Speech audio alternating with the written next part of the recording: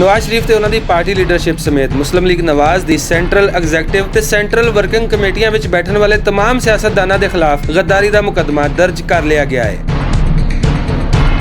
गद्दारी के इस मुकदमे में नवाज शरीफ तो अलावा मरियम नवाज, राना सनाउल्ला, एहसन इकबाल, साबिक वज़ीर आज़म शाहिद खाकान अब्बासी, परवेज रशीद, मरियम औरंगजेब ते अताउल्ला तारड़ होरां दे नाम दर्ज ने ते बाकी शुरकां नूं भी मुकदमे में शामिल किया गया है।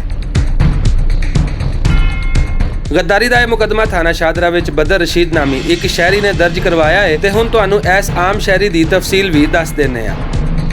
बदर रशीद उर्फ बदर खान हीरा यूनियन कौंसल की सतह का एक मुकामी सियासतदान है जिहड़ा पहला मुस्लिम लीग नवाज का कारकुन भी रह चुका है, पर अजकल वो तहरीके इंसाफ नाल मुंसलिक है ते तहरीके इंसाफ वालों यूनियन कौंसल 2 शाहदरा के चेयरमैन का उम्मीदवार भी है ते गवर्नर पंजाब चौधरी सरवर होरां दी सरवर फाउंडेशन वास्ते काम करदा भी नजर आंदा है।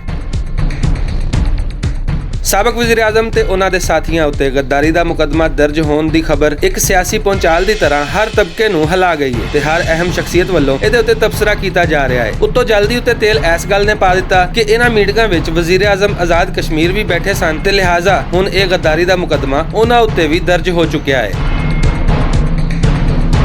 बदर खान हीरे ने सस्ती शोहरत हासिल करने का जिहड़ा सौखा तरीका लभ्या सी उन्हां नूं हुण महंगा पैंदा नजर आ रहा है, क्योंकि फवाद चौधरी होरां दे ट्वीट के मुताबिक वज़ीर आज़म इस हरकत तो खुश नहीं।